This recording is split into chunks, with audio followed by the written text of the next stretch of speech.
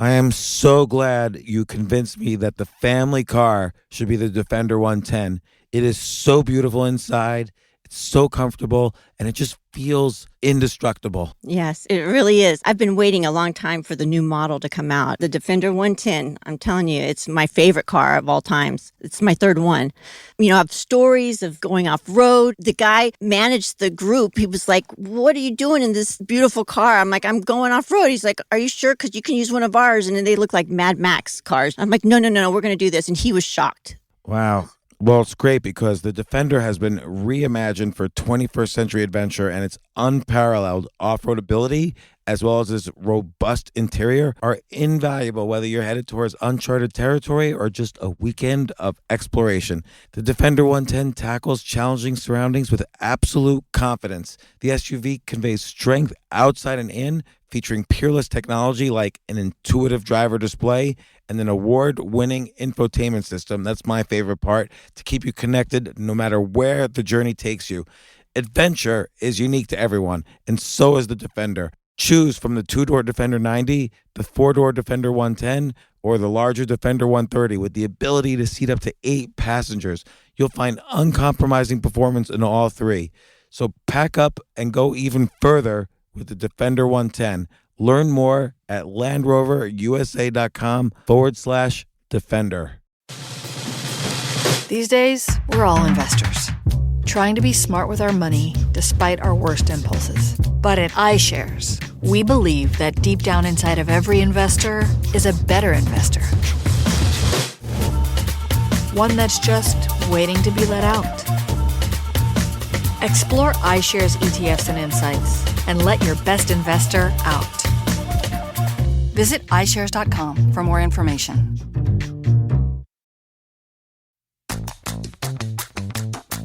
This isn't your average business podcast, and he's not your average host. This is I Will Make You a Millionaire, another episode helping someone reach their goal of making millions. So, as you know, I've been helping people on their path to become millionaires. A lot of people are very creative, but they haven't done necessarily business before. They haven't made $1 million yet, so they need to learn those skills. So I am sort of teaching them how to think about what it takes to make $1 million, all the possibilities that are in front of you and all the creativity that's possible. But I have to say, I am learning probably even more than they're learning because everybody I talk to is in a different industry. So I get to learn, like for instance, today is Jason Furst. He wants to build up in the restaurant industry, whether it means owning a restaurant or, as we discovered, alternatives to that. But I've been learning so much about the restaurant business, and I hope he's learning about how to make $1 million. But you could judge for yourself, and we'll see over the course of the next year. But here's Jason on his quest for millions.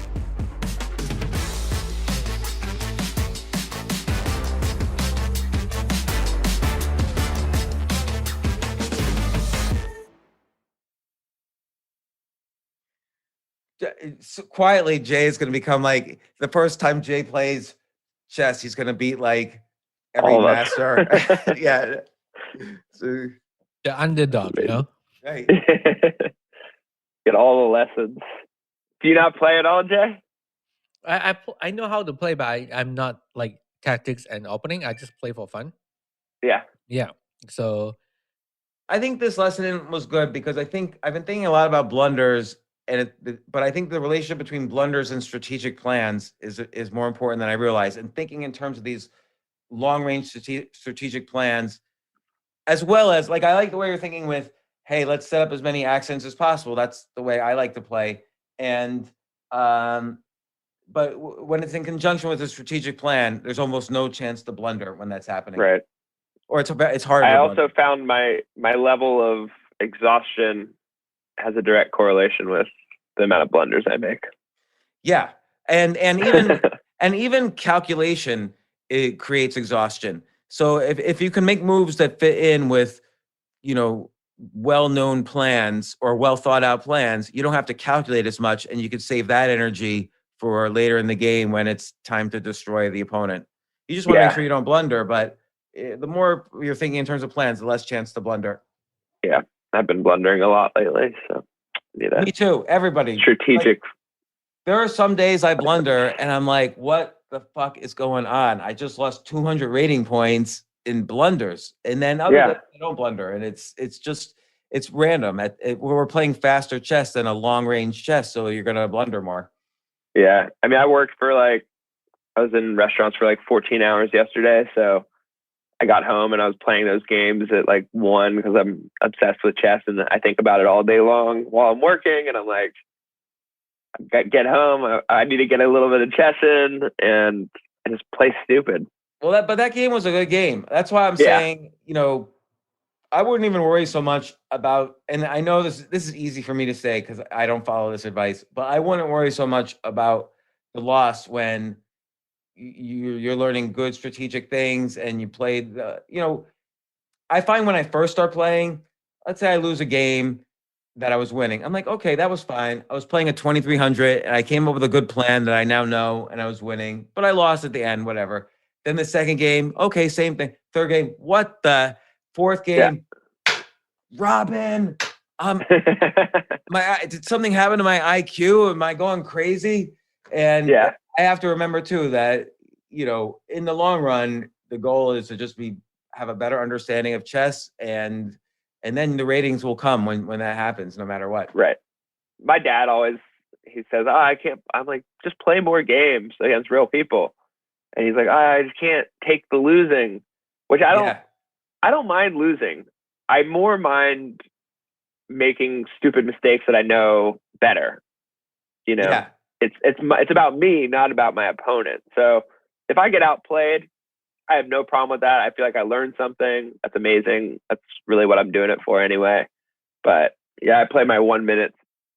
Okay, so let me take out my notes from last week. Yeah, thank you again for taking the time and I was rereading the transcript and thought it was weird listening to myself. So I thought all these ideas were really good. And there's so many different directions. Like we started going over all the different spokes to the restaurant wheel as opposed to just owning a restaurant or consulting. But what did it make you think? So, I mean, I think that I was really kind of, the part that I took away most, I guess, was like the who are you, what are you, and kind of like why now? Yeah. And I guess most specifically, I've been thinking about the why now part. Mm-hmm. Although, because I kind of know like who I am, I think, feel pretty good about that. Like my skill set and like all the things I've learned over the last 7 years. The vision, I'm always a little bit up in the air about in terms of my focus, I guess, if that makes sense. That's kind of like choosing the spoke, right? I mean, is that? Yeah, and it's also partly not just choosing the spokes, but naming them. So let's say you have a technique you use in chess and it seems to work. If you don't, like, for instance, what I call the harassing the queen strategy. There's no book or chapter or about harassing the queen strategy. It's just something I made up. But now that I've put a label to it, I can identify it more easily when it happens. Like in that one game I showed you that I played, I knew instantly I was going to play the harass the queen strategy. Whereas if I had never labeled that in my mind, even though I might have played it before, it would have been harder for me to decide to do it or recognize it. And so sometimes when you just label the spokes, you realize, there's more options. And so the why now becomes easier because you just need to fulfill any of the spokes. Right. So I guess like that was really helpful. And I guess I had been thinking about it a little bit leading up to our conversation about, how I wanted to, own my own restaurant. That had been my goal for so long. But to kind of recognize that there's actually all these other parts of this industry that I've, acquired a bunch of skills and have, kind of mastered at least some parts of it and want to continue to learn, obviously, on all of it. Can I ask you a question about that? Yeah. Yeah. So you said you mastered all these skills or learned all these skills. Clearly, restauranting is not a skill. But what are all the micro skills that makes up a good restaurateur? I don't know, so I'm just asking out of curiosity. Yeah, so I guess well, there's tons, but specifically like product knowledge is always a good start, I would Like say. how to make good food, or Or knowledge about like different types of cooking techniques and different cuts of meat and how flavors typically work together with beverage, craft cocktail skills. Maybe I can't. This is kind of like the like you say, the product is ultimately what's the restaurant serving. So this is almost like bordering on this micro skill of restaurateuring is overlaps with cooking skills. Yeah, and a little bit too of like it's like your arsenal of weapons to sell. And so the more you know about which weapons you want to use at which times, the better you are. Like, what's an example? Like, is that like a Valentine's Day? What's the dinner being No, served? so I think the best example of that is, so let's say your check average is $100, which is like at a nice restaurant, right? Like so per person, you're roughly at $100 per person. One of the things I love to tell when I was managing to tell other servers, and now when I'm serving, I like to use myself. If I can figure out a way to sell a dessert drink, right? A port or an Amaro, and if I can speak on it, like, oh, hey, you just had a great Italian meal. You want to finish it off the traditional Italian way with a nice digestif, maybe an Amaro. And they're like, oh, they don't know about it. So I can tell them about it, sell it to them. And then that's 10% extra on their bill. It's a $10 drink. So I just improved my check average by 10% and I improved my tips by 10%. So this is different so it's interesting. Knowledge of cooking is different than what a chef needs to know. Knowledge of cooking from a restaurateur's point of view is different than knowledge of cooking from a chef's point of view, because you're intersecting it with the knowledge about what the check means. Oh, absolutely. I mean, look, chefs can know that you put this really weird type of pork, or you put the chicken neck in a chicken stock, and that's what gives it the most flavor. I'm not telling a single guest that, you know what I mean? Yeah. Because nobody wants to hear about chicken neck at the table. Right. Some people do, but I do, but not the majority of people. So it's totally different. And, I know the buzzwords to hit to make us, and it's all true, So what's interesting there is just you speaking about this creates another spoke even, which is imagine software that compares check with meal with menu and uses kind of AI-based training from experts like yourself to suggest sales techniques or to suggest what this, to suggest product plus words to use to kind of upsell to make the check higher. Yeah. That's a legit software package. Yeah. Or like a newsletter, type of thing too. Yeah. Like one of the more micro. So it creates more newsletters we talked about. Okay. So what's another skill? So there's product knowledge, understanding timing. Timing for sure. Yeah. In terms of reservation turns, in terms of desirability of the meal, like if you go out to a dinner with a friend, you don't want to be there for 4 hours, right? Like you want to be there for an hour and a half to 2 hours. And is that what you meant? Yeah. So kind of like, so basically seating knowledge, like, in different situations, the seat is going to be taken up for different amounts of time. Yeah. And I mean, timing across the board, like knowing how long, you have to fire, if you have a first course, you have to tell the kitchen to start working on the second course. When do you do that? Mm-hmm. Do you do that when they're done with their course, or should you do that 5 or 10 minutes before they're done with their course? Yeah. Right.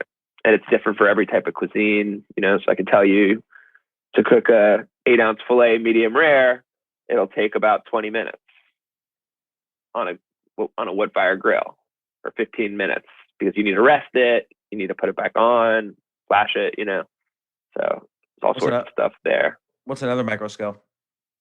I would say staffing. is a big one. So knowing how many people you need on any given night. There's most restaurants will take walk-ins, and it can be inconsistent at times. So you have to kind of ride that line where you don't want people to be bored and not making money, but you also don't want people to be stretched too thin. So walk-ins are walk-ins for work? Walk-ins, like we call people that don't make reservations. So if you were like, hey, last minute, I kind of want to go check out this restaurant, I'll just go there and show up and see if I can get in without a reservation. Right. Call that a walk-in. And so depending on where you're at, like it can be really inconsistent, especially if you're not fully booked every night. If you are fully booked every night, then maybe you don't take any walk-ins at all. Right.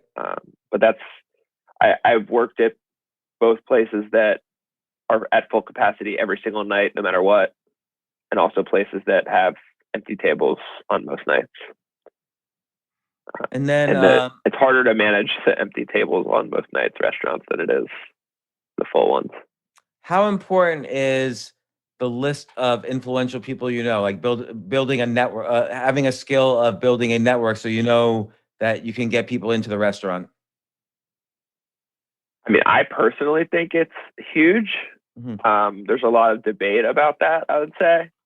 Bocalupo, the Italian restaurant where I'm serving right now, they don't care quite as much about that because they book, a month in advance, pretty much, fully booked out a month in advance. Most of the people that I see are not regulars that keep coming back. There are people that have been wanting to try this restaurant for a while and finally have been able to get in. What will happen when everybody who wants to try out that restaurant has tried out the restaurant? It might take a while, but that's a good question. It's pretty small, so it's like, and it's pretty, I don't know, we definitely have people that come back over and over again, mostly bar regulars, mostly in those kind of first come, first serve type of seating areas, which are very small. And a lot of people, I tried to get somebody in last week and I was having a lot of trouble doing it because we were fully committed. And, they're not the type of people that are just going to show up. They want to come in and have a reservation, have a nice meal, and be guaranteed that they're going to get a table when they walk in the door. Yeah. And then there's other people that are like, I just want to eat there tonight. I'll wait 45 minutes outside with a drink in my hand and wait for a table to open up and hope for the best. And if not, there's plenty of other stuff in walking distance where I know I can get food. And then I guess there must be some skill in inventory management. Yeah, inventory management's a big one. Pricing strategies is something I was pretty invested in when, especially with design or format. I would definitely not say I'm an expert in that. But is it a skill but it is a skill for sure. Mm-hmm. And what about maitre ding? Maitre ding, as in seating tables? Or being able to be the face of the restaurant? Yeah, so that's definitely a skill I have. I think that's like a twofold. So one is, if a table walks in at 5:45 and I need a table back by 7:00, that's the only table I could possibly put them at. Do I take the risk? I look deep into their soul and see if they're going to be there for an hour and 15 minutes or they're going to be there for 2 hours. So that's do you ever say do I ever say I need the table back? Yeah. I don't like to do that as much. Yeah. But I will in extreme situations where I'm like, look, I can get you, but you got to have the table back in an hour and 15. Go sit at the bar afterwards. I just really need that table back in an hour and 15 minutes. I don't love saying that just because I don't want them to feel rushed. I want them to, be in and out. But yeah, I've done that before for sure. And then what other micro skills might be in restauranting? I guess picking a location for a restaurant. Yeah, which I have no experience in whatsoever. But I think I have some good ideas about it. There's the financial analysis. Okay. All right. So I just wanted to kind of list some of those. And so we were talking about the why now. Yeah. So that was really what like got me thinking. And you mentioned, open table exists and will exist and has existed, and reservation system. There's part of me that's like, okay, the why now for that is because there's a lot fewer tables in a lot of restaurants, so it's becoming a little bit of an exacerbated problem. But I don't know how temporary that is. So even if it wasn't temporary, though, even if it was temporary, it's still something that many restaurants deal with. Right. But more specifically, I think like the more I think about it, the more the problem of hiring has become is like a really big, in the present moment. So let's talk about that for a second. Or first, why do you think that? There was so much talk about, restaurants are all going to die, and a lot of them have, and especially in certain cities. But I took why now to mean like why now and why here. Mm-hmm. So when I'm thinking about it, I'm thinking a lot about Atlanta. Yeah. And what happened was at the start of COVID, I'll tell you my experience. So at the start of COVID, I had just been in New York. I saw what was happening. I went to the owner of my restaurant group. I said, look, we need to pivot. Let's do it. Spinning wheels for a long time. Nothing happened. And I was getting, I got emotional about it, which I shouldn't have done, but I did. And I felt what was coming, and it was hard for me to separate, my livelihood and my friends and coworkers' livelihoods. And so right when we closed, the owners told me I had to put everybody on furlough. So I called everybody and, told them, hey, look, you kind of have a job here. You kind of don't. I don't know what to tell you. I'm so sorry. We're not going to be paying you anymore. We're going to apply for unemployment for everybody. Hopefully the government's going to come through. It was really, back then, nobody knew what was going on. Right. And did you guys set up a GoFundMe for the employees? I had some cool ideas that I didn't get approval on. It was a hard time for me. Yeah. I was feeling like I had all these, I was feeling nervous a little bit, but I was also feeling like very encouraged because I thought the industry needed a shakeup. And I thought that there was like a lot of really great opportunities coming. The owner of the restaurant ended up doing like $100,000 in gift cards that he gave to the staff. And so it was about $1,000 per person. It was still a very nice gesture for sure. But $1,000, that's what, my bartenders were making that in 3 or 4 days. So yeah, it wasn't a ton. And a lot of my employees, weren't approved for various reasons for unemployment. Wow. So, anybody that's not an American citizen struggles. Yeah, I wonder how do they survive? They always survive. They pick up odd jobs. They save better than most servers. Even though they don't have as high paying jobs, they always have a cushion, a little bit at least. Because they don't want to they know how to take the risk a little better. Yeah, and also they send money back home a lot of times. So I don't know. It's just they also have that more of like the hustler mentality. Generally speaking, I know this one guy, Javier, who I love dearly. I shout him out in my resume for teaching me how to carry a lot of plates. Him and his wife, Maria, from the first day I ever started working in restaurants, they took me under their wing, and I speak very poor Spanish, but I try a little bit, and I love them, like they're they call me their baby, and they're a couple years older than me, but I was like they wanted to teach me everything they knew.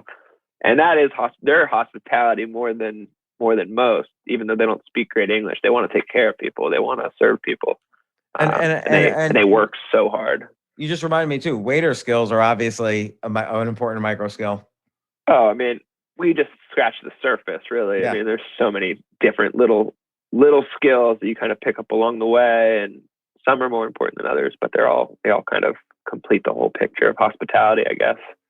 When all that was unfolding, essentially everybody got put on furlough across the whole city. There was no game plan about, hey, we're going to open up. Hey, your jobs are going to come back. Like, who we're going to rehire. There was nothing going on. There was a lot of talk about maybe we're going to shut down. Maybe we're going to open and be unsafe. Like, what capacity can we do? It was just the uncertainty level was through the roof. I had employees that were in nursing school that were, had a second job. They, didn't get paid as much, but that was going to be their career. Eventually, once they had enough training and they were trying to get out of the restaurant industry, all those people gone for good. Yeah. It was about 20% of my staff, at least with the higher skill positions, right? Like food runner. Javier is like the best food runner in the game.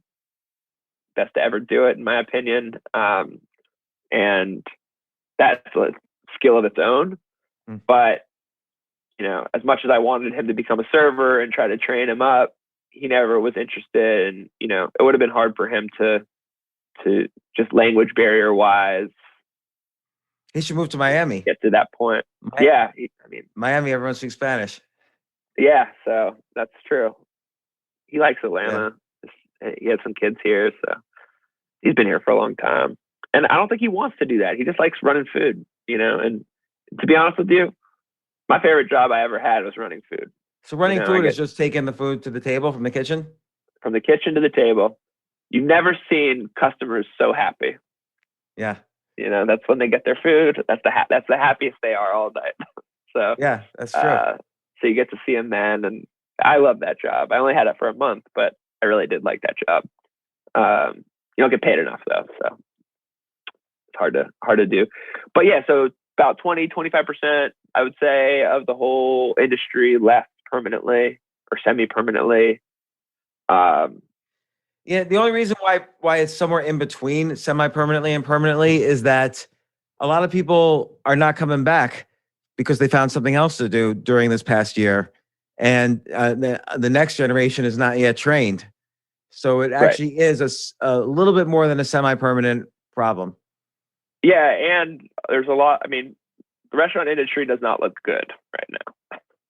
Yeah, so nobody's like saying, boy, I can't wait to go get back to food running, because you don't even know if 2 weeks from now there's not going to be a third wave and everything's going to close down again. Yeah, and if I'm 22 or 23 coming out of college, or if I'm 20 and in college, I don't really want to work in a restaurant right now. Like, it was fun because you got to party with everybody afterwards. You got to eat good food. It's just not the same. It's not the same. It's just not the same like lifestyle even. We all go to work now. We're wearing masks all the time. I don't even know what my coworkers really look like. Yeah, right. So it's harder to like totally different than when I started. So how does this affect? Obviously, hiring is important, but what are the nuances? So the nuances are, these businesses make money. We have $3-4 million a year. Yeah, I know the margins are a little slimmer than a lot of other industries, especially with steakhouse type of food. Food cost is pretty high. The building, it takes a lot of money to run it. The biggest problem that exists is it was never a profession. It was a job. And I mean, when I started serving, my grandpa stopped talking to me. He didn't want me to be in restaurants.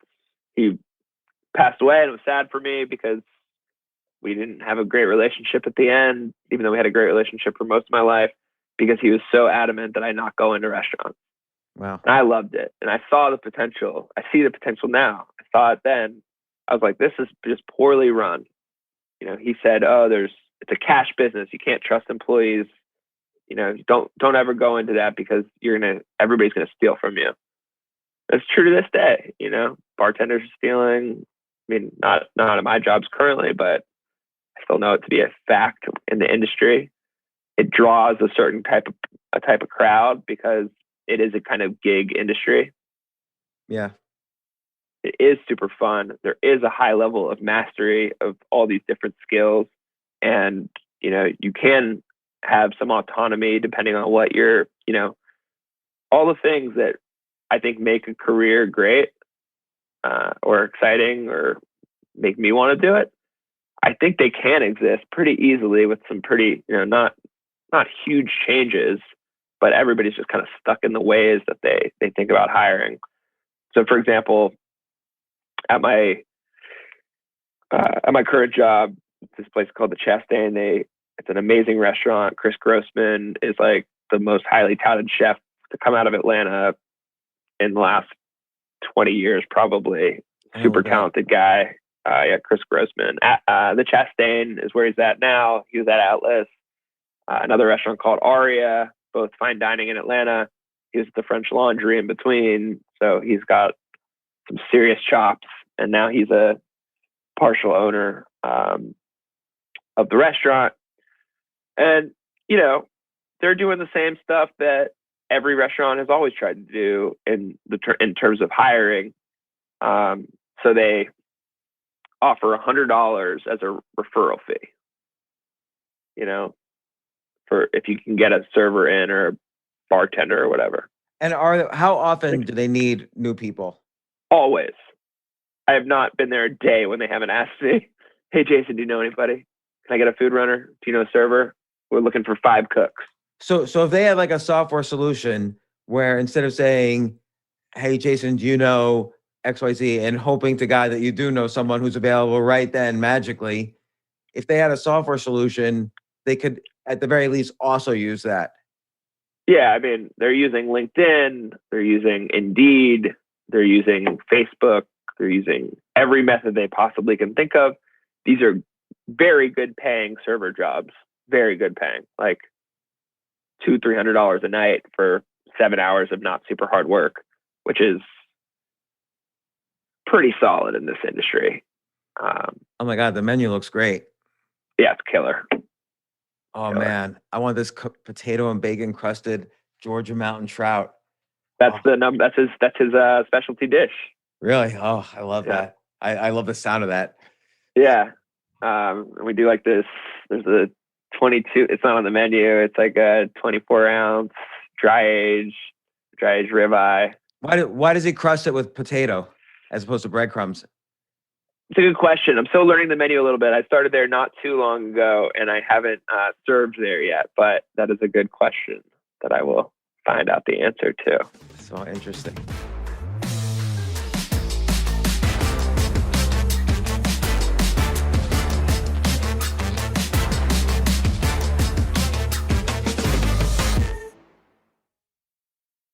Oh my gosh, I love these clothes. Mizzen and Main. That's Mizzen and Main. It really is the most comfortable work clothes. Travel clothes. I had to travel this whole week. I'm traveling for a week and a half, and I just took Mizzen and Main clothes with me.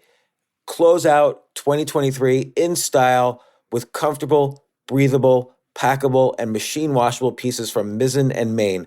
As you wrap up your year-end goals, enjoy a Mizzen and Main dress shirt that you can wear confidently. I like that they've very, very just nice, solid colors. I don't really like to get all fancy in patterns and everything, although they do have some pattern shirts, but very comfortable clothes, stretchable pants. It's just super comfortable, but they look professional, and you can wear them casually or professionally. I like some of their flannel shirts or untuck shirts. I love untuck. I never tuck in. So again, whether you're shopping for a special someone or giving yourself the gift you really want, I just buy myself gifts. Mizzen and Main is the perfect gift for any guy who works, travels, and or cares about looking and feeling great. As you could tell by my many photos across the internet, I care about looking fantastic. I'm practically a model. And let's be honest, every guy loves to look great. So again, shop now at mizzenandmain.com and save 20% when you spend $130 or more using promo code James. That's promo code James at Mizzen and Main, Mizzen and Main.com.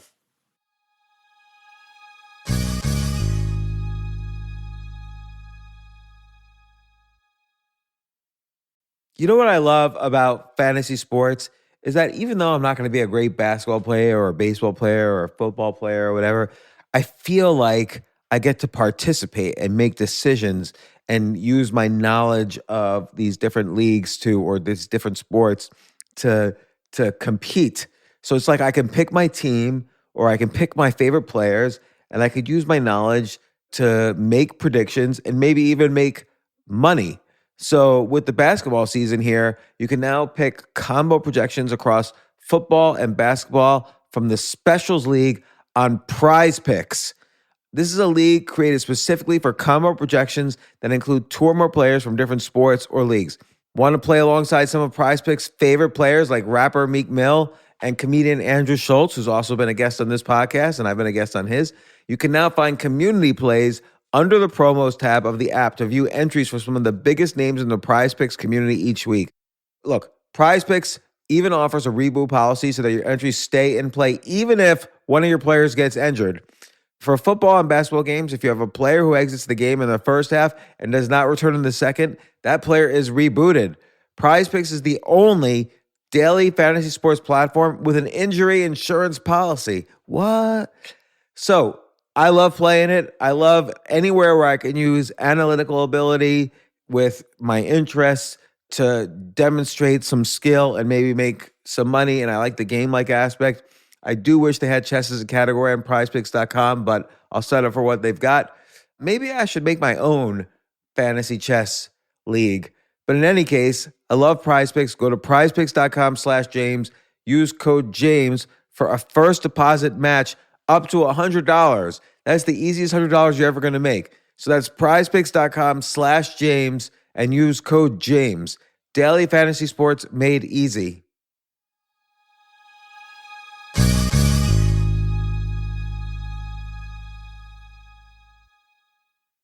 The future of learning is definitely online. Like, it's such BS that you have to spend $200,000 or take $200,000 in loans and go to some fancy school when it's useless. It doesn't guarantee you a job.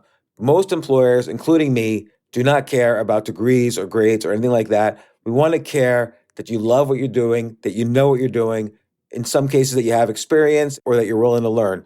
But people in general love learning and are curious. Like, the key to success is curiosity. And I think masterclass.com is the perfect model for online learning. I'm really happy they're sponsoring this episode.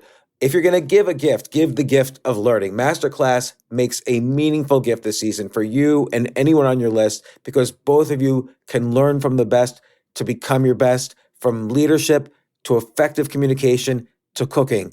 Let me tell you some of the classes I've taken. I've taken comedy from Steve Martin. I mean, can you believe I can take a class from Steve Martin on comedy, or Judd Apatow, my favorite comedy director? I could take an actual class from him on writing. Wolfgang Puck on cooking. Dan Brown on writing, or Judy Bloom, who's been on this podcast, on writing. By the way, Wolfgang Puck also has been on this podcast. It's such a pleasure. I try to take classes all the time from masterclass.com. And whether you're watching Masterclass on TV or listening in audio mode in the app or on their site, the quality speaks for itself. It's like these Masterclass instructors are your own personal mentors that are going to help you reach the next level. How much would it cost to take one-on-one classes on comedy from Steve Martin or on chess from Gary Kasparov? You just wouldn't be able to do it. But it would cost hundreds of thousands of dollars. With a Masterclass annual membership, it's $10 a month. Memberships start at $120 a year for unlimited access to one-on-one classes with all 180 plus Masterclass instructors. So it's not just $120 for one instructor. You get all 180 plus Masterclass instructors. Boost your confidence and find practical takeaways you can apply to your life and at work. And if you own a business or are a team leader, use Masterclass to empower and create future-ready employees and leaders. That's the real education in today's world. So This holiday season, you can give one annual membership and get one free at masterclass.com/JAS. JAS, of course, stands for the James Altucher Show. So right now you can get 2 memberships for the price of one at masterclass.com/JAS. Masterclass.com/JAS. Offer terms apply.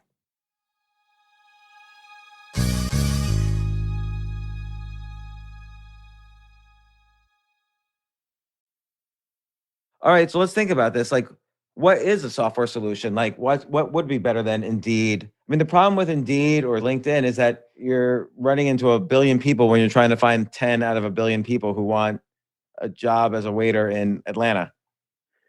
Yeah, I mean, it feels like a structural issue more so than a access kind of issue. It doesn't feel like it's a problem with the matching process as much as it's just like a problem with the job itself. What do you mean? I don't know why anybody would want to just become a server now. Yeah. And there's just not enough servers to fill all the positions. People don't want to switch without guarantees. I could tell somebody, hey,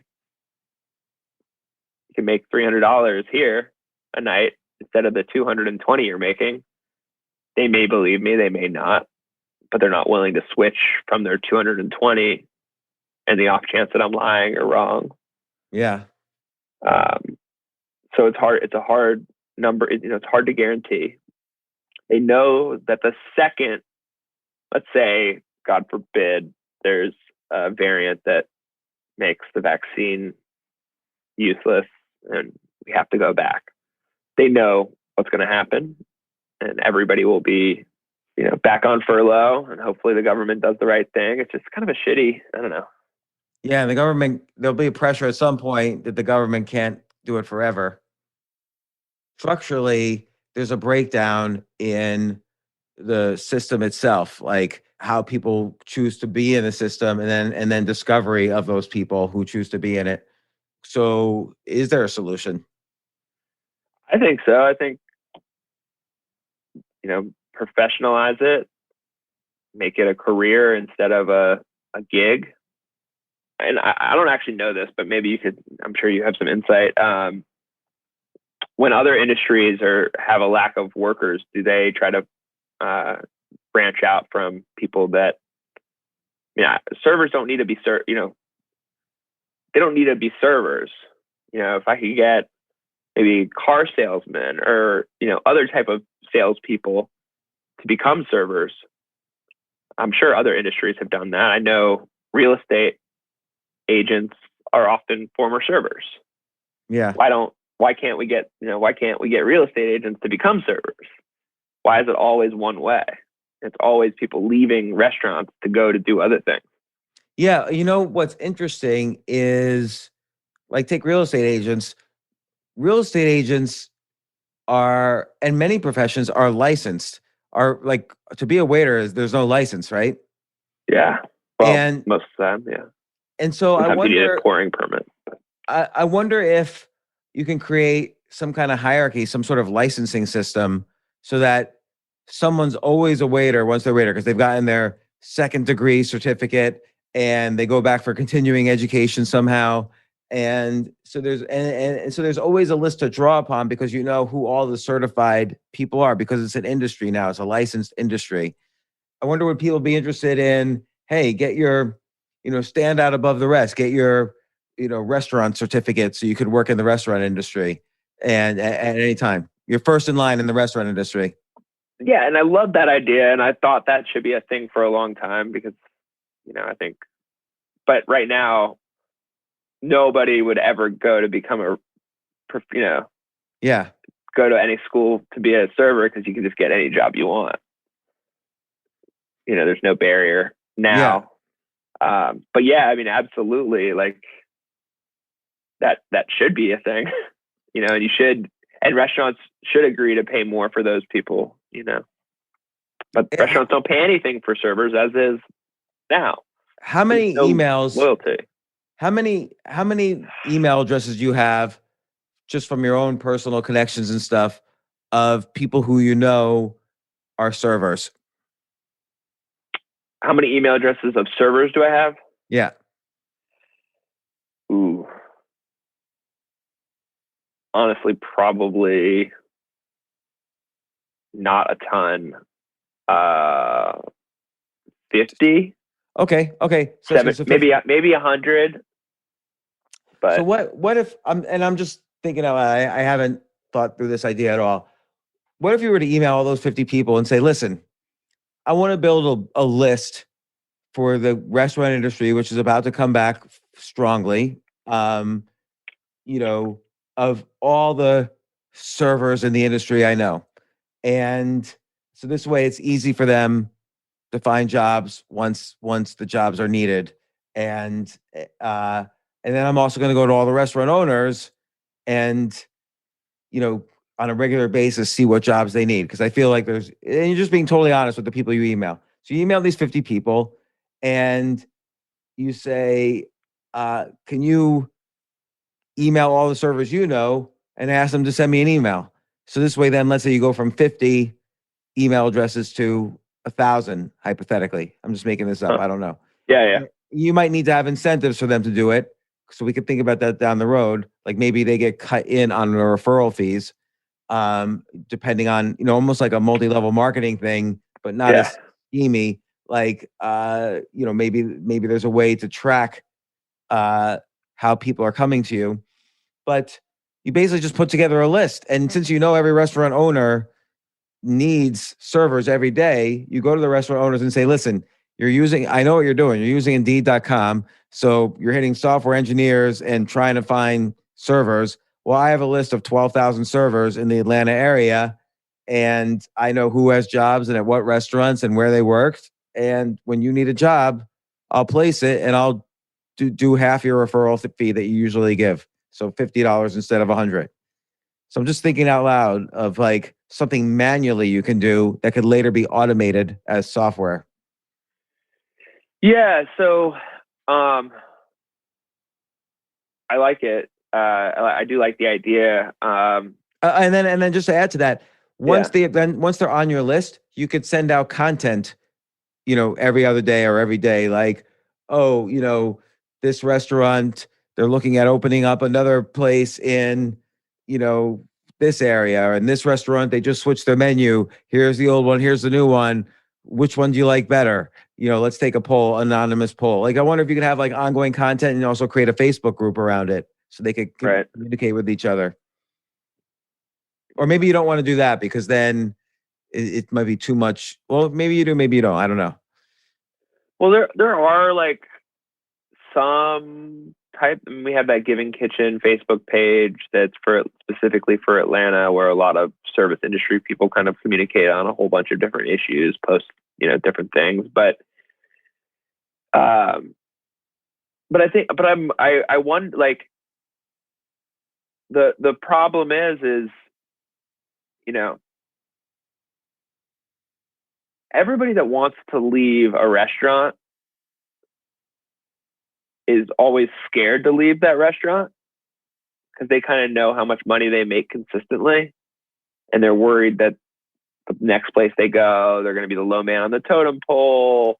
Right. But you're also telling me a lot of people are servers, but don't currently have serving jobs, or maybe they have suboptimal serving jobs.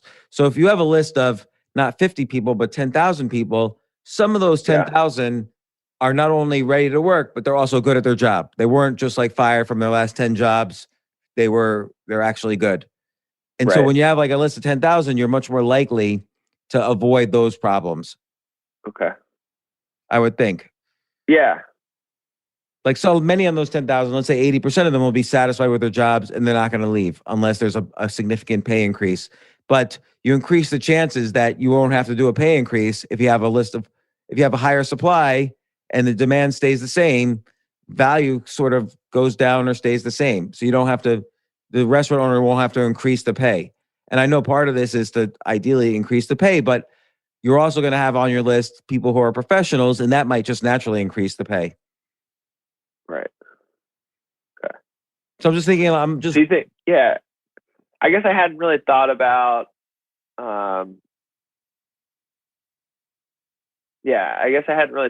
like trying to be the link in the networking. Well, and you don't have to be. Yeah. I'm wondering if this is just an experiment to see if manually, if this works, and then you can automate it. So Craigslist, Craigslist started by this guy, Craig Newmark. He basically sent out an email to his friends. Hey, here's the things happening in San Francisco this week. And they emailed it out to a bunch of people. And then people started signing up for his list. And then he added, here's the apartments for rent in San Francisco. Here's this, here's that. And then he started doing it in every city. And he automated it all. He's not involved at all in the company. It's still called Craigslist. Same thing happened with another company called Angie's List, which is worth something like $400 million. And Craigslist was worth billions now. And I wonder if you just start off manually, but then once you see that, okay, people seem on both sides of the equation, the sellers and the buyers, they're excited, and then you can automate it. And, a typical business model, almost every business could be thought about this way, actually. But a great business way to think about business is some group of people have enormous excess of something. For instance, they have many empty bedrooms in their house. And then other people want access to that excess. So I'm traveling to Tennessee. Let's say I'm traveling to Nashville. I need to stay in one of these extra rooms because all the hotels are booked. The business is the platform in the middle, whether it's a human or a software system. So Airbnb matches people who have an excess of rooms to people who want access to those rooms. Uber matches people who have an excess of empty car seats to people who want access to those car seats in a specific area at a specific time. And all these businesses can be started manually to test the idea, but then you quickly move to a software solution. Yeah. The trick is getting people to sign up on both sides. Right. That's the hardest part. Well, I mean, there are other. So the reason why there's a platform in the middle is you handle it's a safe way to handle the transaction. So I don't have to deal directly with the owner of a house and then he rips me off, or the owner of a car or whatever. And, so there's some mediation and there's some security issues taken care of. So the platform's important. Like, everybody wants to know this is a secure platform. The owners want to know I'm getting good people. The people want to know I'm getting into a good restaurant and I could trust this situation. And, so that's, but then how do you get people to sign up? Like, how does Uber win over Lyft?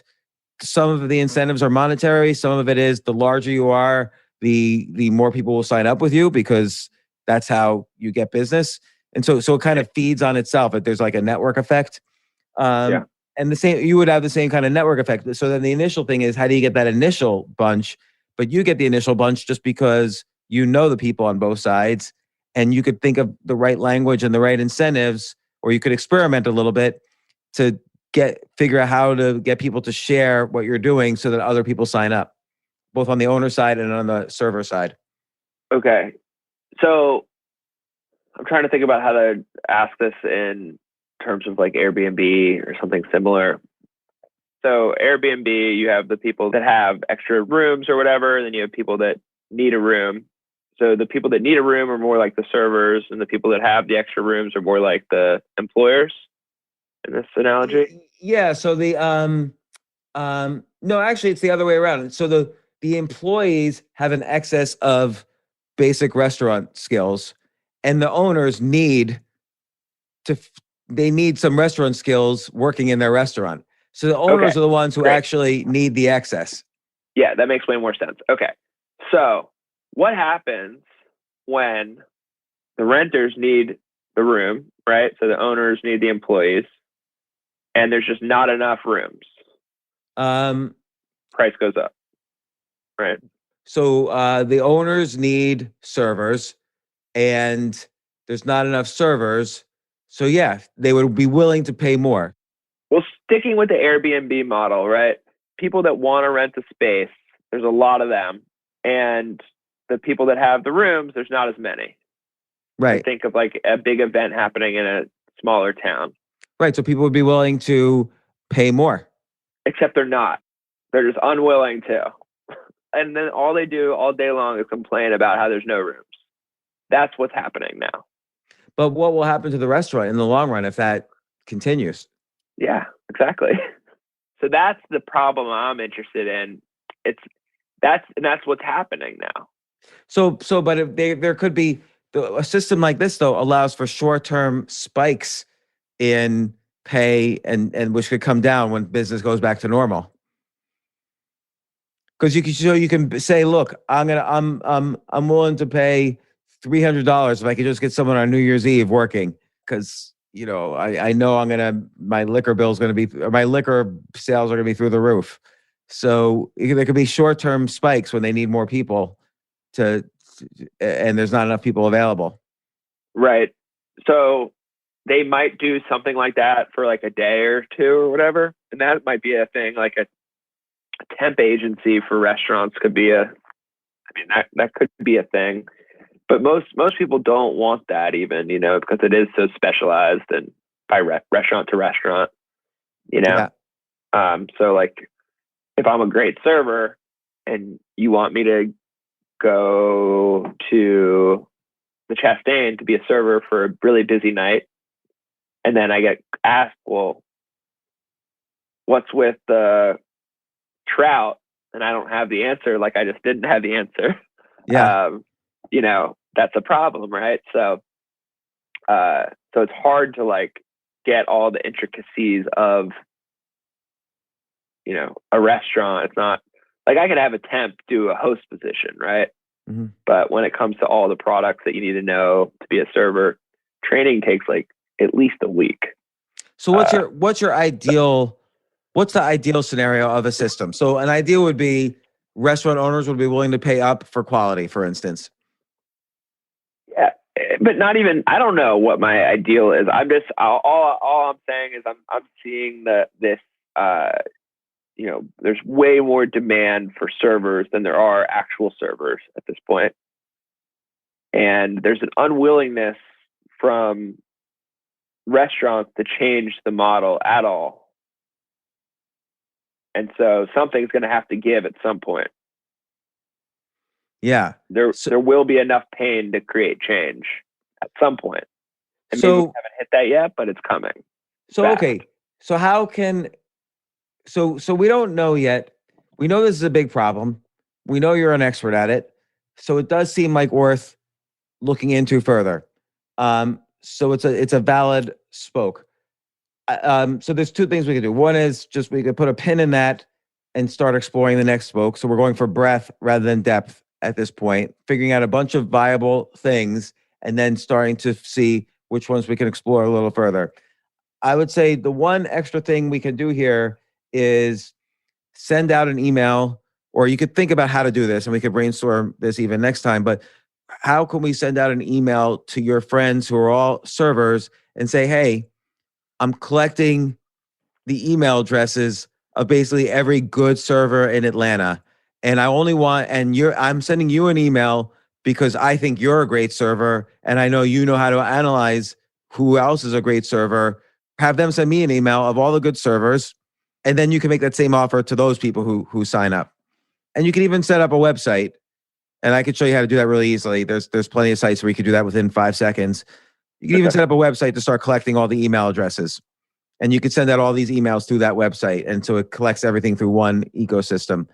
And then later on, you could migrate the email list somewhere else if you choose to. So that's one experimental way we can just start finding out the list of people who have the excess.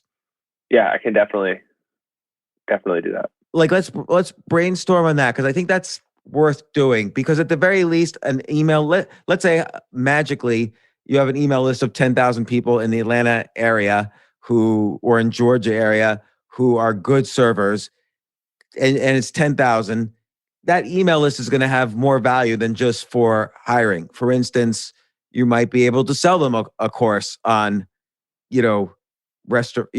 owning a restaurant if they want to make that transition, or you might be able to send them a newsletter that has ads in it about the restaurant business, and then restaurant owners who need servers or restaurant owners who simply want to advertise can advertise in your newsletter.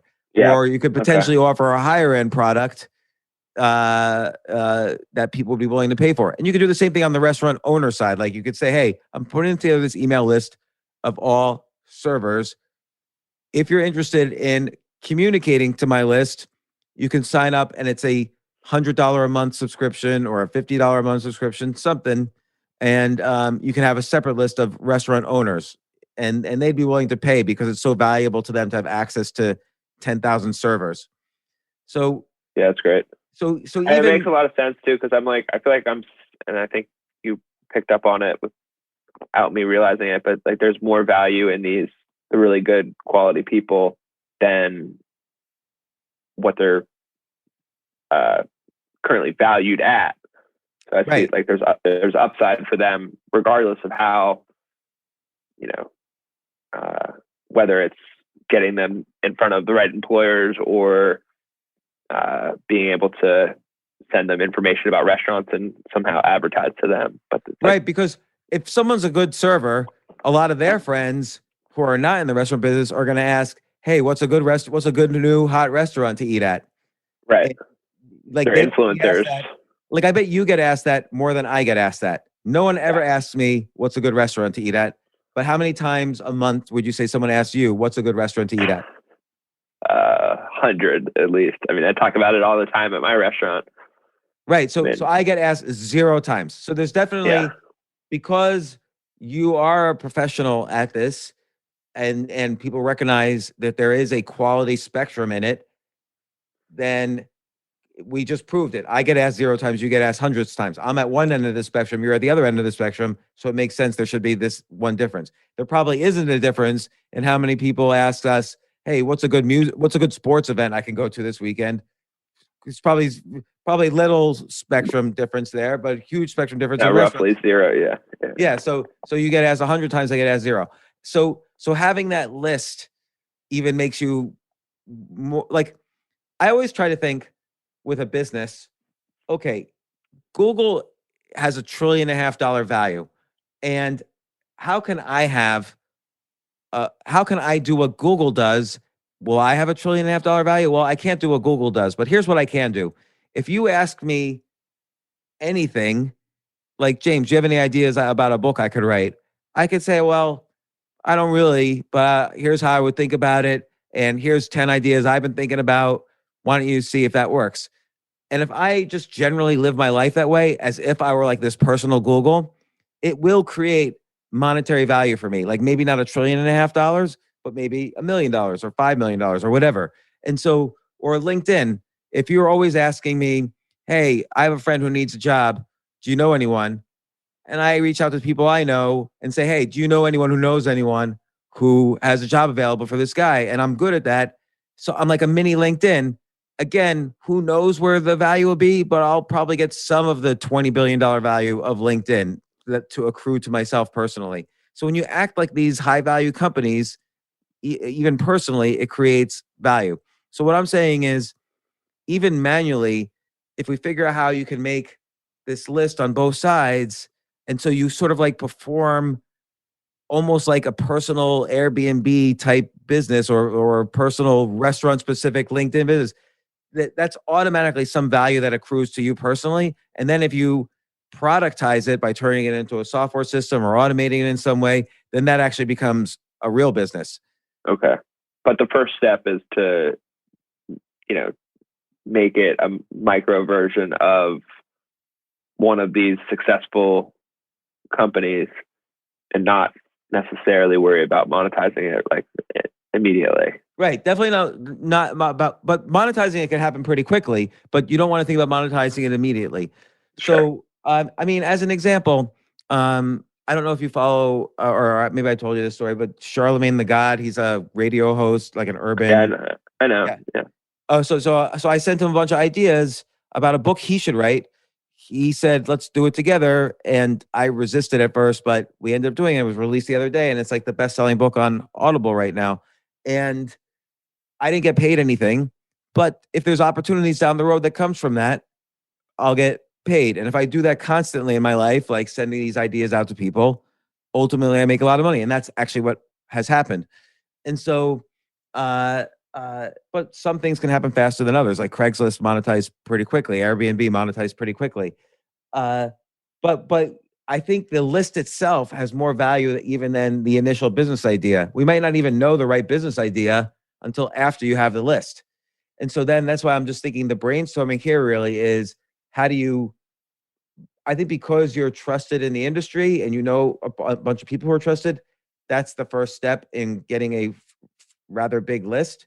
Okay, let's put a pin on that. And Okay. I think that's a good idea to manually at least experiment with. And Perfect. then Yeah, I can do that. the other thing is then I would start thinking of like another spoke that you think is really interesting right now to do or explore. Like you want to have, let's say, 5 or 6 spokes identified, and then we can really figure out what are the best ones to choose, or maybe all the ones are worth taking the next step. That's the good thing about going for breadth and a little depth, is that we don't have to have a full business plan. We just have to have a first step on 5 different ideas and see what happens. It's like we're fishing, we have 5 fishing lines and we see which one catches a fish, or maybe multiple fishing lines catch a fish.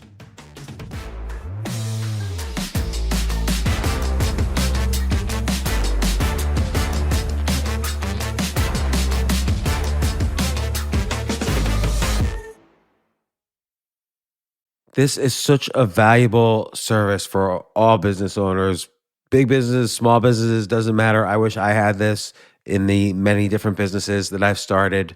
Sometimes it seems like your business is humming, but then suddenly you don't understand it. You're starting to fall behind. You're not understanding where your costs are, where your revenues are, where your payments are. Teams are buried in all sorts of like BS work, and you can't seem to close the books. So you need like one dashboard, one source of truth. I'm jealous of this business, NetSuite from Oracle, of course, NetSuite by Oracle. I wish I'd come up with this idea. It's a brilliant concept to have all your business intelligence on one dashboard. This is why you need to know these 3 numbers: 37,000, 25, and 1. So 37,000, that's the number of businesses which have upgraded to NetSuite by Oracle. NetSuite is the #1 cloud financial system, streamlining accounting, financial management, inventory, HR, and more. 25. NetSuite turns 25 this year. That's 25 years of helping businesses do more with less, close their books in days, not weeks, and drive down costs. 1, because your business is one of a kind. So you get a customized solution for all of your key performance indicators, your KPIs, in one efficient system with one source of truth. Manage risk, get reliable forecasts, and improve margins. Everything you need to grow, all in one place. So right now, download NetSuite's popular KPI checklist designed to give you consistently excellent performance, absolutely free, at netsuite.com/James. That's netsuite.com/James to get your own KPI checklist. netsuite.com/James.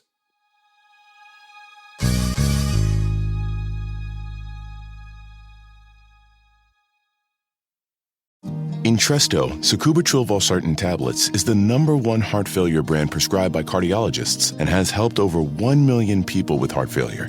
It's a prescription medicine that treats adults with long-lasting chronic heart failure and works better when the heart cannot pump a normal amount of blood to the body. Don't take Entresto if pregnant. It can cause harm or death to an unborn baby. Don't take Entresto with an ACE inhibitor or aliskiren, or if you've had angioedema with an ACE or ARB. Don't take with aliskiren or within 36 hours of taking an ACE inhibitor. The most serious side effects are angioedema, low blood pressure, kidney problems, or high blood potassium. Angioedema is swelling of your face, lips, tongue, and throat that may cause death. If it causes difficulty breathing, get emergency help. Ask your doctor about Entresto. To learn more, visit support.entresto.com or call 833-446-6699. For pricing, visit Entresto.com/cost. If you can't afford your medication, Novartis may be able to help. When you're ready to pop the question, the last thing you want to do is second-guess the ring. At BlueNile.com, you can design a one-of-a-kind ring with the ease and convenience of shopping online. Choose your diamond and setting. When you find the one, you'll get it delivered right to your door.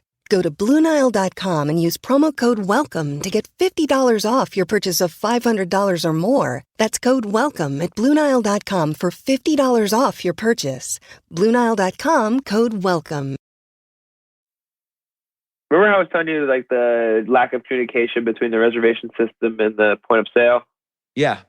I don't know if it's like super time sensitive, specific to like kind of what's going on in the world now. Although I think it is just kind of an interesting piece of the restaurant puzzle that is kind of underutilized. So I was talking to one of the servers that I used to work with that I now work with again at the Chastain.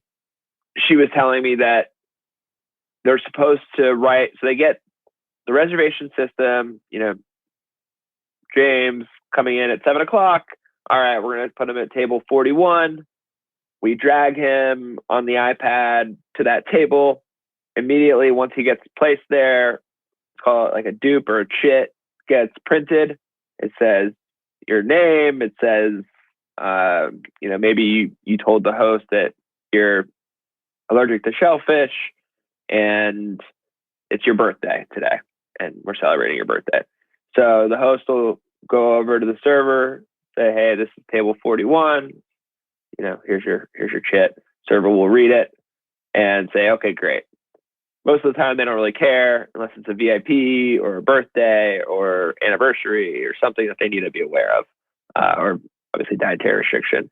But if it's like, a lot of times it'll say it wants to sit indoors, and then the server doesn't give a fuck because, all right, they're already indoors. There's nothing important on this.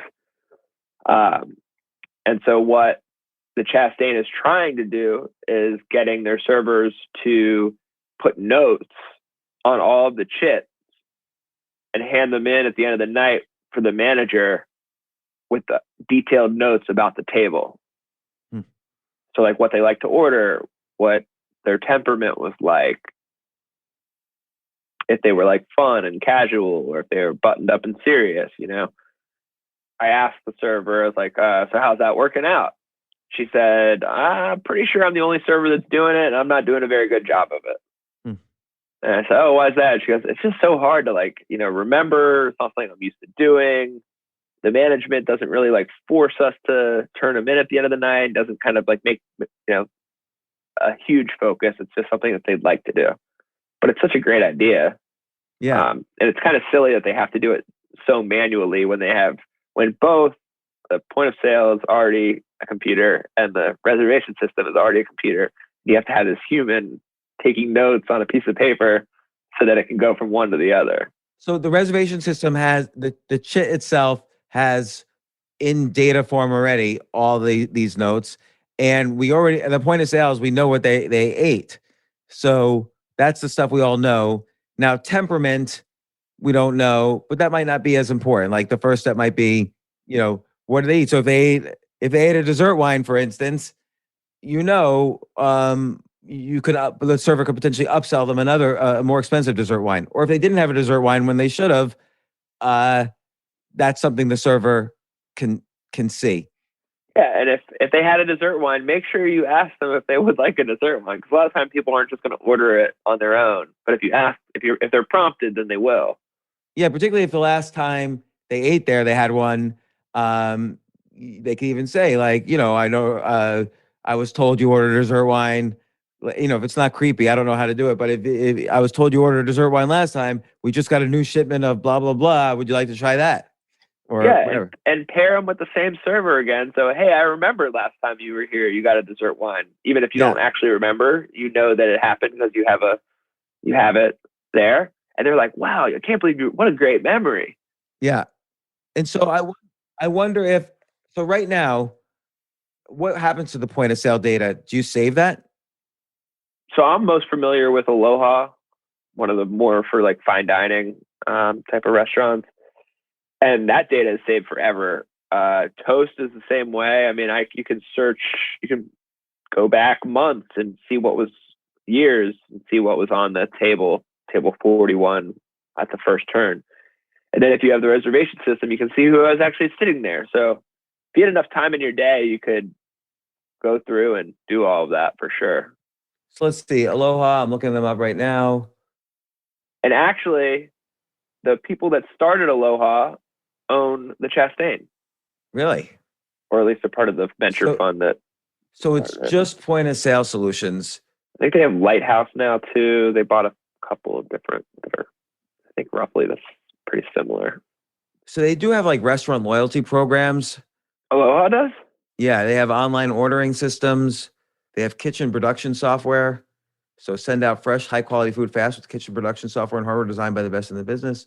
They have consumer engagement with drive brand loyalty and reward your best customers with restaurant loyalty, store value. But it doesn't look like they don't have anything that connects to reservation systems. I've done some research on it, and maybe there is something, but I have yet to see that communication between a reservation system and a point of sale. So, but you're right. They do have in digital format, in some probably easy to store way, data on everybody who goes to a restaurant. They know their name, they know what they ordered, they know how loyal they are, and separately we have. They don't know the name. Oh, they don't know the name. How do they reward your best customers? I have no idea. You said that, and I was like, that's news to me. So how would you connect the restaurant reservation system to the point of sale, or at least the data, like manually? How would you do it? Manually, how I would do it? So if I had infinite time, so I would grab my iPad with all the reservations on it. Mm-hmm. I would take it to the back of house terminal for the point of sale, and I would click on table 41. James, you're my first reservation that night. You came in at 5:30. I would look on my back of house point of sale and see your table. I can see everything you ordered, and I can manually input it into the reservation system under your name. And now, is this only important for restaurants that have repeat customers? Yes. Or do you think restaurants would share the information with each other with the idea to get more? They should, but I don't know. They probably would feel they're so competitive that most of the time they feel like, well, I got the data. I don't want to share it with my competitor, even though, if both of them were sharing, it would benefit both of them. They don't really do a ton of like cross promotion in general. Sometimes they do, and there definitely are certain chefs that like to work together better. But when it comes to like the business stuff, they usually stay pretty separate. But like, for instance, like I own a comedy club. If other comedy clubs at like the level of my comedy club say to me, hey, we'll share all our customer data about what comedians the customers show up for and what they order and so on. If you share yours in a common database, would I do it? I think I probably would do it, actually.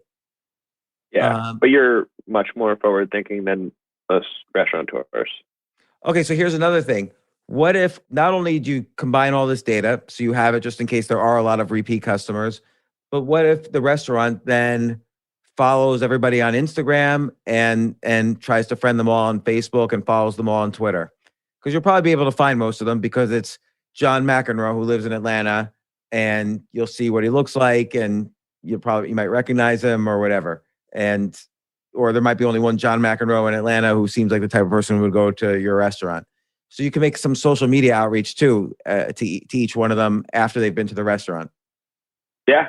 And they wouldn't say no. They'd probably feel honored that, hey, they're a special friend of the restaurant now. Yeah. I mean, I did that personally. I have plenty of Facebook friends that I met in the restaurant. Something that should be done for sure. So I think that's another spoke. And as opposed to like making an entire software system, I think there is some benefit to you doing something manually. It doesn't have to be the infinite thing, but you doing something manually and adding a social media component to maybe drive back second visits, and then seeing if matching this data or the point of sales to the reservations can increase the check value. And I bet you that could be manually done. And the owner of the Chastain might even be willing to do it just to see. And you could say you're not charging anything. You just want to see if you can increase their revenues. Why would they say no to that? Yeah. With following through social media. Yeah, or because your data only works if you get second visits. So the social media will help you get the second visits. Oh, and well, Chastain has no problem with second visits. Okay, I see. They are all second visits, third visits, fourth visits. You know what also though is, here's the other thing. And this is actually an interesting idea, which I haven't really used in practice, but I wonder if anyone has. But once you know someone's name, let's say John McEnroe goes to the Chastain, spends a lot of money, so he's a great customer, and he ordered the bacon crusted trout. And what if you can make a Google ad where you target his name? So everybody does a Google search on their own name. And so they'll see a targeted ad just to them. It won't cost any money because it's hardly ever gonna, the ad's hardly ever gonna show. It's only gonna show if his name shows up or if he Googles himself. And what if you say an ad, whenever he Googles himself, he sees an ad from the Chastain, hey, we're trying extra, honey glazed bacon, on the new menu item, a special on the trout today, with the honey glazed bacon and some other stuff and blah, blah, blah. And so so that might be an interesting way to test even getting more visits from people who don't do second visits that much. That's interesting. Does everybody Google themselves? I probably do at least once or twice a day. But you have things that pop up about you. Yeah, so maybe that's a special case. I don't know. But maybe that's a thing. I don't know. If I had things popping up about me, I would definitely Google myself all the time too. Or you could just target the entire list. The Chastain has a new menu for this week. Special holiday menu for this week only. The chef is using his latest Parisian experiment or whatever. I don't know. And it goes to everybody who's ever been to the restaurant because you have all their names. Yeah, and we have all their email addresses too. Yeah, so you could send that out. Now, sometimes you have to get permission to there's rules about that, but to send them an email, but sometimes yes, sometimes no. Particularly, but here's what you could do though. If you become Facebook friends with all of them, then you could totally just put something on your Facebook feed and promote it to your friends. And that's your friend, the restaurant's friends or their customers. Right. So then that's actually the cheapest way to do it. So I think there's something there. So that's like a second spoke and a second step for that spoke, which the second spoke is kind of connecting point of sales data with reservation data. And the step for it is manually at least put together like the next 1,000 customers who eat there and see what you could do with them to increase revenues over the next 2 months. And then you can actually document, revenues went up 50%, even seasonally. And so you can have a track record and a testimonial. And then you can figure out what the next step is after that, which is either restaurants sharing data or a software system, or, there's a bunch of possible next steps after that. Yeah. So, and then the other thing too, with that spoke, so right now the Chastain's issue is not getting people in. Well, they don't really have that many issues, but they have the bigger issue that they have space that they can't use because they don't have enough servers, but that's from the first spoke. Right. But when they bring people in, we say no to so many people. So it's not like trying to attract more people necessarily, but to upsell them so that the check average is higher. So maybe specifically like targeting, James just came in, he bought an $120 bottle of Cabernet. Let's target him somehow to try to sell him this $150 Cabernet. So there's two ways to upsell in this case. One is when they come in for the second visit, because you said a lot of second visits happen. Either you do this manually or you figure it out, but you'll know. Let's say you have the infinite time and you're there. Hey, you say to the server, hey, I want you on this guy because you served him last time. I want you to say this. And you give her the line or him the line to say that upsells it. And you see how often that works.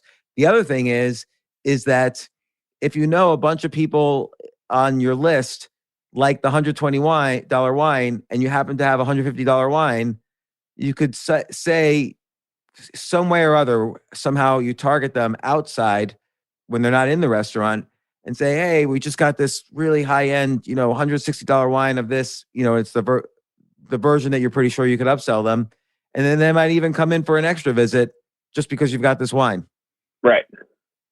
So there's a couple of ways to upsell. And then you could always downsell from the upsell. So if, like you say, listen, you have I remember you had the 120, you had this wine last time. You don't say the dollar amount, I guess. You Yeah. had this wine last time. We just got in this very special one from the Swiss Alps, whatever. And then they say, nah, I think I'll stick with the other one. And you can say, that's fine. But just so you know, even with the other one, we got this one vineyard that only puts out a new wine every 3 years. And it's from the same region. You like that one. And you might want to try that. So you could downsell from the upsell. Nice. Yeah. And still upsell from their old one. From the old one. Right. So here's a $150 one. You don't want that, but well, instead we have this $130 one, which is still higher than the 120. Right. So like every sale has an upsell and a downsell, and every upsell has an upsell and a downsell. So you could always try to apply that as much as possible to every sale. Like for instance, I sell a newsletter. So let's say it's called the Altucher Daily Newsletter. And I sell it for a year for $50. As soon when someone purchases that, they see a message that at the online shopping cart, they say, listen, we can purchase this. But by the way, you just spend $50 for 1 year. For $100, you could get this for a lifetime. So for just 2 years worth, you can get it for a lifetime. And they're like, nah, I'm just going to try it for a year. So now they get the downsell from the upsell. Like, hey, would you also like to buy his book? It's $10. In the bookstore, it's 16, but we'll sell it to you for 10. And so that's the downsell from the upsell. Now, if they get the lifetime report, you could say upsell then. Listen, James has some high-end newsletters. You want to check them out? Like he has one for selling options, selling stock options, and it's $3,000 a year. But because you just got the lifetime report, we'll sell it to you for $1,000. They could be like, yeah, I'll take it. And then the upsell from that is, hey, he's got 16 products like that for just $3,000, which is the price for any one of them. You can become an alliance member and get all of them for life. And the downsell from that might be lifetime for the more expensive high-end report they got. Does it ever end? Is there? Yeah. It ends at the most. It ends at the most expensive product because then there's nothing left to sell. And even if they don't get the original newsletter for $50, maybe they buy the book for $10. And so at the very least, then you get $10 from. You might lose money on that, but you get their email address. And what we track is that over the years, just dealing with hundreds of thousands of customers, we know what the average email address is worth. So just getting an email address might be worth $30 in lifetime value. So that means we'd be willing to lose, let's say, $20 or $15 in getting that email address. Sure. And the same principles could apply to a restaurant, but they like to make money that second. But if they take a longer term view of just the value of just getting someone's email address and being able to communicate to them, they might be. Yeah, go ahead. How do you convince people to get the longer term view?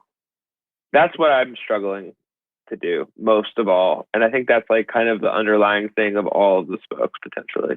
That's very hard because like I tried to explain to these. So I have this one business that sells newsletters and they know what the value of an email address is. So they know what the value of an email address is who's not a subscriber. They know what the value of an email address is who's a subscriber of the cheap stuff. They know what the lifetime value is of an email address combined with they bought the higher end stuff. So I tried to convince them there's also a lifetime value to someone who listens to my podcast, even if we don't know their email address. So I was trying to convince them to market my podcast, but they just didn't see it because they had to calculate it. They had to have a method of calculating it exactly, and there was no way to do it. And I tried to figure out ways, and it wasn't their thing. It wasn't their business to figure that out. So you might not be able to convince people of that. But the main way is data. So if you start off with something simple like what you were talking about, just manually connecting the point of sales with the reservation system, that's simple. And so they can, and you could show them, look, this guy came back and instead of just coming back with his wife, he brought his group of friends. And instead of spending $100 a person, they spent $150 a person. Then the restaurant owner. I know what I'm going to do. Mm-hmm. I know how to test this. Okay. So on Resi, you can, let's say, Saturday's tomorrow. So I can see the reservations for Saturday. I can go through. I can see how many times every person has been there, and then I can click on them. I can see their history of when they showed up, and I can go back and I can collect previous data. Yeah. For only the ones that have been there more than, like let's say 3 or more times. Yeah. See if I can use that data to increase their check averages for the following visit. And you're friends with the servers, right? They're not going to be annoyed at you doing this. So you could basically say, listen, I want to put you on this guy and I want you to say these things. And if they say that, and come back to me with how they respond, and we'll kind of strategize throughout their meal. And so you'd have to be very active during the meal itself, I think. Yeah. Well, I could try both. I could try being active during the meal, and I can try just having it on the dupe, like it would be if I wasn't there. Right. So, like if it was automated, I wouldn't be there telling them what to do every time. But I could try both to see if one's better than the other. Yeah. So let's see. So what are the factors? There's overall table sales. There's sales per person. Yep. There's repeat visits. There's specifically, do they take the suggestions or not that you've come up with? Now, by the way, just because they don't take the suggestions, but the ticket sales are still higher, that might be a good outcome. Is that because maybe the server is making more suggestions, maybe they feel like they have more choices and they're willing to spend a little more. So even if they don't take the suggestions, offering the suggestions might be the value as opposed to them taking it. Right. So what's another factor that demonstrates success? I guess if they do a review. Yeah. What might be another factor? Time between that visit and the next visit. Yeah. So there's a couple ways you can measure success, like at least, because the more ways you can measure success, the more ways you can convince the restaurant owner this is something of value. Like two or three of these aspects might be relevant to them. And I guess profits per table per visit, like they buy the more profitable items. Which is hard because I don't. But the restaurant owner might know. But okay, I throw it in there, but maybe somewhat. It's not. Yeah, no, I could. It would take a lot more communication and information than I have easy access to. All right, so look, now we have 2 spokes with 2-second steps. You don't have to do anything yet. Maybe just think about these things. But I think this starts narrowing in on what might be a way to monetize your extreme knowledge. Like, you're an example of someone who has excess of something and somebody else wants access to it. So you have an excess of restaurant knowledge on a wide variety of areas, that ranging from ownership and management to serving to being a customer. So restaurant owners in particular, but also maybe restaurant employees, might want to have access to your knowledge. So we're figuring out as many things as possible that you could be in the middle of, so people are willing to use you as essentially a platform and also share data with you. And then once we figure out the different spokes that work, that's the things you can scale. Like, okay, I need to hire a programmer for this, or I need to find a more scalable solution for this, and on and on. Cool. And yes, is that something that's even like possible to do, to program some device that can connect to both the reservation system and the point of sale? Let me see. Is that like something that can be even done? Yeah, let me see. There's an easy way to see. Yeah, so Resi, for instance, yes. The answer is yes, that you absolutely could do that. And what was the other system? Is it API? Is that? Yeah. I don't know anything. Sorry. Yeah. API is the word. The one we're using right now is called Revel. Revel does have an API. Yeah. In fact, Revel has a whole blog on how restaurants can benefit from their API. So, for instance, customer engagement. Implementing an open API system is a key part of customer retention strategy. So, by integrating CRM applications, so they're assuming a restaurant might have some database to keep track of all their customers. I don't know if such a thing exists or not, but they can say you can interface your database of customers, even if it's like an Excel spreadsheet. Using the API, you can integrate with Revel. Okay, cool. So that's possible. essentially what you're doing.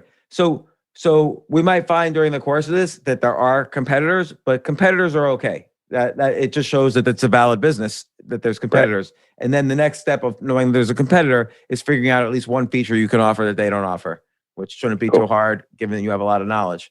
So yeah, these are 2 spokes. We'll think of more, and then think of more how you can do these things manually. And let's talk again after we play next week.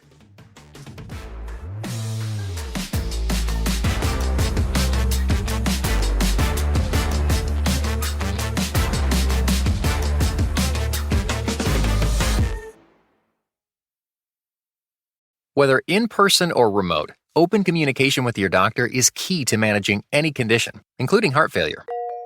How have you been feeling? I'm okay. Both are great options to continue having open conversations with your doctor about how you're feeling. I've had less energy. And when you speak openly with your doctor, they're better equipped to help. Visit heartfailuretalks.com to learn more.